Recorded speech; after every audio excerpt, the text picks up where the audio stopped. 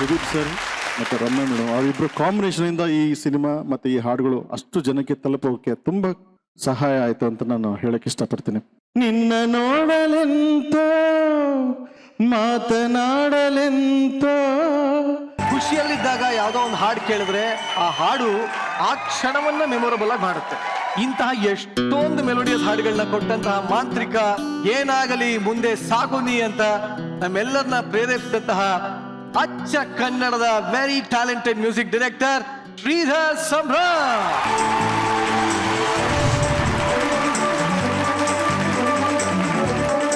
ಪ್ರತಿಯೊಂದು ಪ್ರಶಸ್ತಿನೂ ಒಂಥರ ಒಬ್ಬ ಕಲಾವಿದನಿಗೆ, ಒಬ್ಬ ತಂತ್ರಜ್ಞನಿಗೆ, ಒಬ್ಬ ಸಂಗೀತಗಾರನಿಗೆ ಒಂದು ಬೂಸ್ಟರ್ ಡೋಸ್ ಥರ ಒಂದು ಎವ್ಯಾಲ್ಯೂಯೇಷನ್ ಅಂತ ಇರುತ್ತೆ, ಒಂದು ಲೈಸೆನ್ಸ್ ರಿನ್ಯೂವಲ್ ಅಂತ ಇರುತ್ತೆ.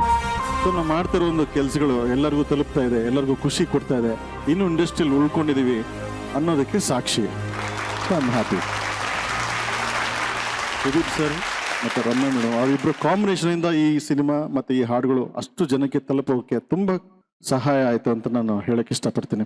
ನಿನ್ನ ನೋಡಲೆಂತ ಮಾತನಾಡಲೆಂತ, ಮನಸ್ಸ ಕೇಳಲೆಂತ, ಪ್ರೀತಿ ಹೇಳಲೆಂತ, ಆಹ ಒಂಥರ ಥರ ಹೇಳಲೊಂಥರ ಥರ, ಕೇಳಲೊಂಥರ ಥರ ಹೇಳಲೊಂಥರ ಥರ, ಕೇಳಲೊಂಥರ ಥರ.